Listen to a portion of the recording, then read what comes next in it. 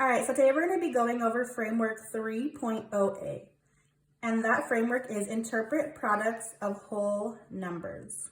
So this is the standard 3.0a, and we're interpreting.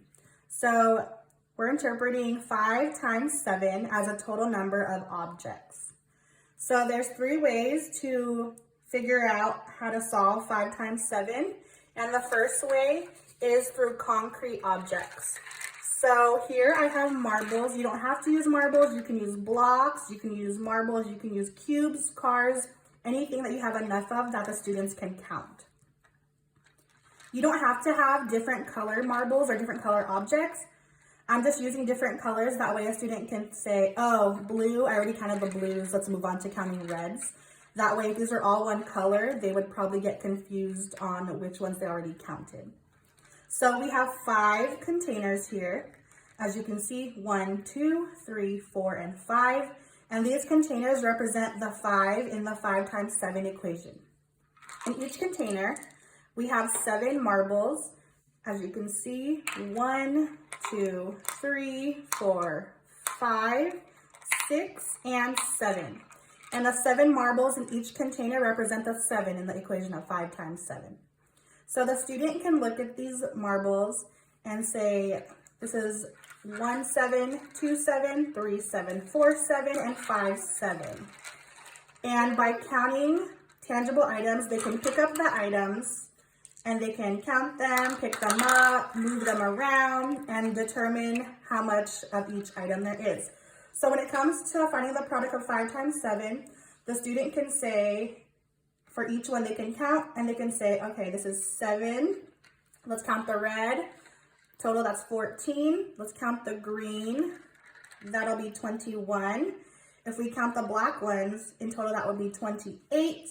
And if we count our last set of yellow marbles, total that would be 35. So 5 times 7 is 35, because you have your 1 5 of 7, your second container of 7, your third, your fourth, and your fifth. So 5 times 7 is 35.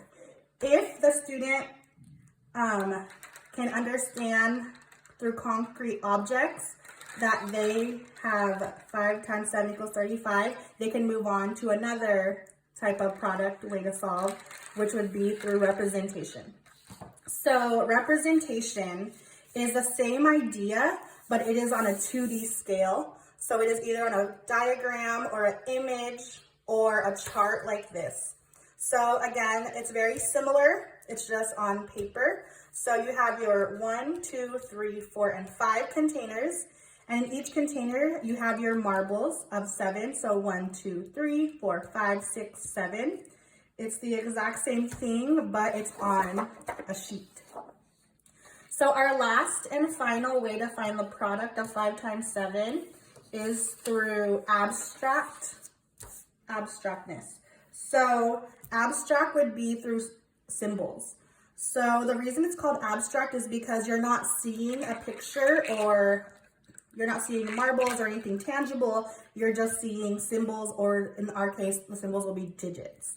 So what you will have would be the abstract symbol of 5, the times symbol or the multiplication symbol, 7 will be our other symbol, the equal sign will be another symbol, and our last abstract symbol will be another digit, which would be 35.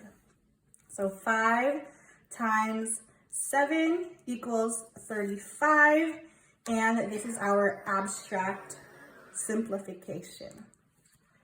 So again, we have our concrete, our representation, and our abstract.